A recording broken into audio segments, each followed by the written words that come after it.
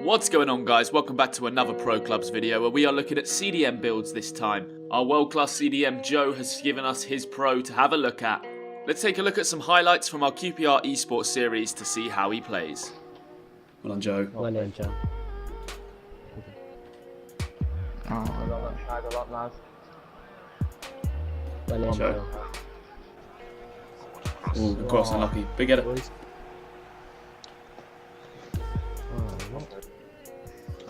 Well done, Joe.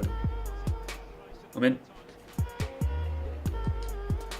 Quality. Oh. So only some brief highlights from our QPR series. You'll find a link to that in the top right hand corner. The first ever UK team to become a professional esports side. And we have the whole thing on YouTube. So Joe plays 6'1", CDM of course, and 180 pounds. And as you saw from those clips, he's pretty damn good in CDM. Those highlights are just from a couple of games, but if you've been following the channel, you will know Joe as he's played multiple seasons in the VFL with us. The guys won the Premiership without losing, the Championship and the FA Cup without losing, and now into the third season unbeaten, going for that title. We are unbeaten, of course, in our Liverpool series. And the role of a CDM is obviously to maintain possession. As long as you can keep the ball going forward to your attackers and break up counter-attacks in passing lanes, you are doing something right. Joe's also mentioned that this build gives him a good balance of speed, strength, agility, and the long shots are fairly OP as well. CDM may be one of the only positions you need stamina in this game, as it allows you to track back later on in games and break up attacks. Goes without saying that obviously in a defensive midfield position,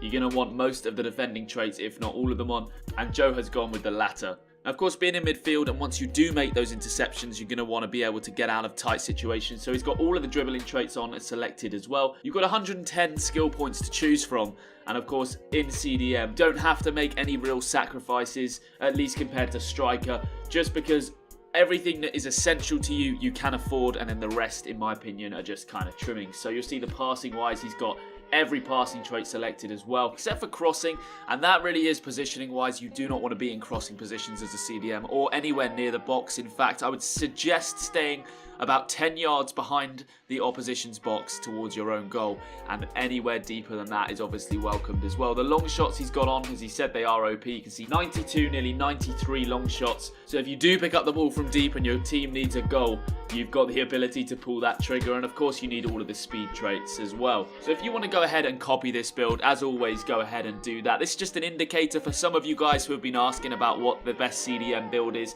In my opinion, Joe's the best CDM I've played with on this FIFA so far. So if you're struggling, give it a go. Comment down below what your favourite CDM build is. Leave a like if you're going to use this build, and I will see you next time.